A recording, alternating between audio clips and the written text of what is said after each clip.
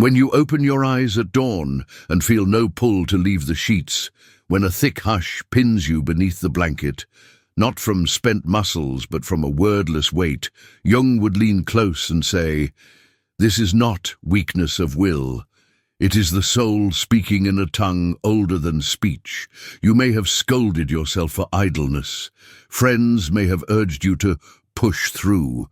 Yet Jung saw that what looks like refusal is often a hushed uprising of the inner kingdom against a daily round that has grown too small for the spirit it once housed. In the minutes ahead, you will step inside that hush. You will discover why your deepest self sometimes begs you to halt, what secret it is trying to hand you, and how that secret can set your whole life ablaze. Because this so-called laziness is not rot. It is the cocoon just before flight. If you have ever carried shame for unfinished lists, for energy that vanished when duty called, get ready for the lens to flip. One quiet insight can rewrite the story you tell about who you are. Jung noticed that our age bows to speed and brands stillness a sin. We are taught that to pause is to fall behind, that rest equals waste, that silence is a threat. But Jung's discovery turned the world upside down. Sometimes the soul retreats not from frailty, but to regroup in private. He named this hidden labor psychic incubation. It is the stretch when the unconscious chews experience, stitches insight, and readies a new skin, all below the threshold of thought. Your daylight mind may swear nothing is moving. Yet far beneath, the scaffolding of the self is being quietly rebuilt. Picture your inner world as a living woodland. Above ground, the branches look bare in January, but under the frost, the roots swell and spread. Your body feels the mismatch first. What you label "I don't want to get up" is often the flesh whispering, "Hold on, don't charge ahead." The old blueprint no longer matches the land. Jung taught that the body detects when we are betraying our essence. When it refuses to fuel a counterfeit existence, it is not slacking, it is telling the truth. Jung mapped 5 faces of this holy stillness, 5 kinds of soul laziness, each one a coded memo wrapped in fatigue. 1. The laziness of drift. Energy drains from tasks that once lit you up. The meetings, the chores, the endless to-do scrolls. They ring hollow now. Jung said this happens when outer routine no longer echoes inner reality. The psyche, fierce and precise, simply stops lending juice to what is fake. It declares, "I will not run an engine that is not mine." 2. The laziness of unburied sorrow. Some mornings, the tiredness is an old echo, a death, a goodbye, an identity quietly buried without ceremony. Jung knew grief left unwept eats the battery of the soul. The inner voice halts everything and says, "Pause, light a candle for what died. Until you do, I keep the lights dim." 3. The laziness of soaked circuits. Certain hearts drink the world raw. Headlines, crowds, other people's storms. Jung called them emotional lightning rods.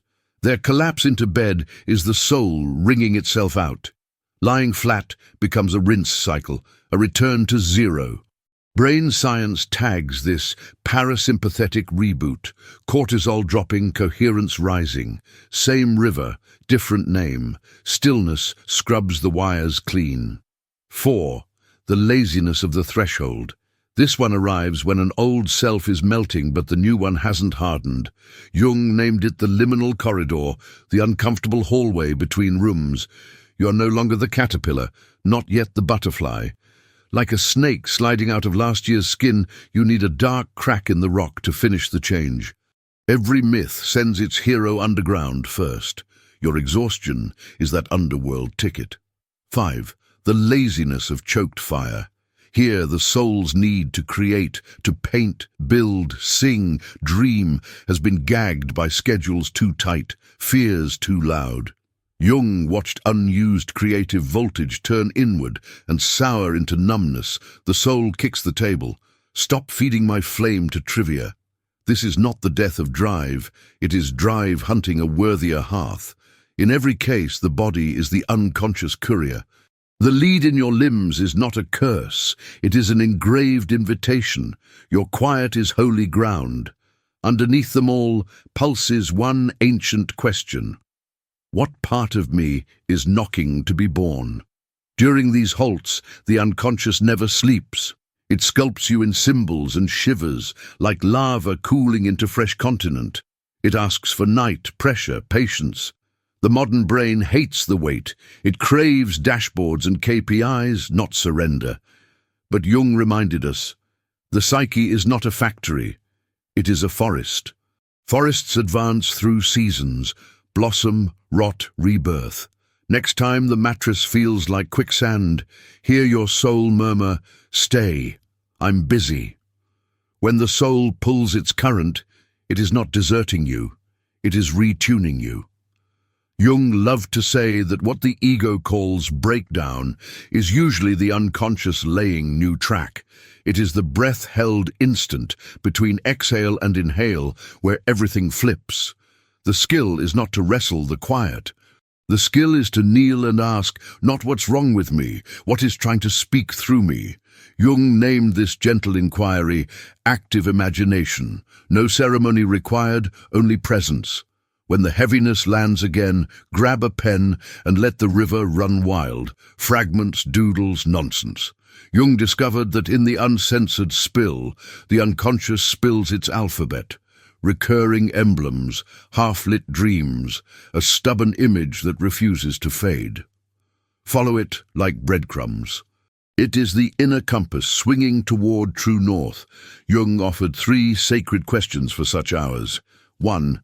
What am I shielding myself from? 2. What in my days has outlived its purpose? 3. Which future me is aching to step on stage? Answers rarely march in wearing logic. They arrive as heat behind the ribs, a sudden flash of ocean or ember, a hush that feels righter than any argument. That is the voice of the self, the quiet CEO of becoming. Here comes the paradox. The strongest move you can make is to make no move. This deliberate stillness is not collapse, it is uprising. Choosing to be instead of to do, to rest as a vote of confidence in your own pulse, to sync with the ancient drum that every living thing obeys. Grow, sleep, rise again. When you rest on purpose, you are not hiding from life, you are diving to its engine room. Jung called this the alchemical night. In the old retorts, the base metal had to stew in black darkness before it could wake up gold. Your soul obeys the same recipe. It must pass through the nigredo, the stage where the old you dissolves, before the new skin gleams. One morning you will wake, and the same room will shimmer. Dreams return in technicolor. Curiosity tiptoes back unforced. Energy rises like sap in March. Not bullied, simply ready. The psyche taps you on the shoulder. Time to walk, but mind the season. Our culture worships the sprint and forgets the seed. Yet every breakthrough, canvas, equation, prayer, was conceived in the gap between heartbeats. Newton under the apple tree, Buddha beneath the fig, Christ in the wilderness, Jung beside his quiet lake. All of them vanished, listened, and came back luminous. Stillness is not the foe of forward motion, it is the womb. To rest while the world screams optimize is quiet rebellion. To honor your private winters when society demands perpetual summer is revolution in slow motion.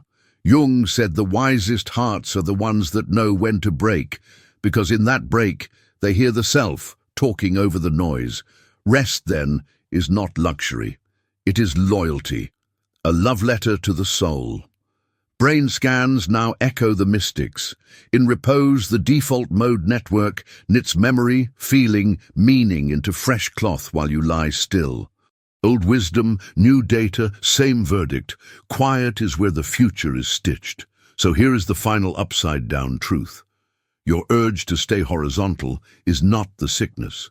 It is the prescription.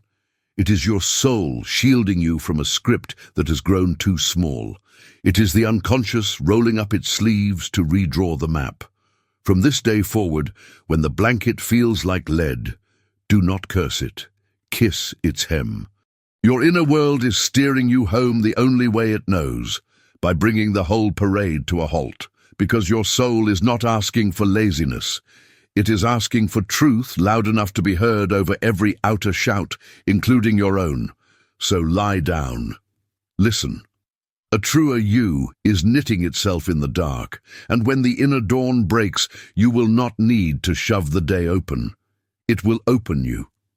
The way morning slips between the trees and suddenly the whole forest is awake.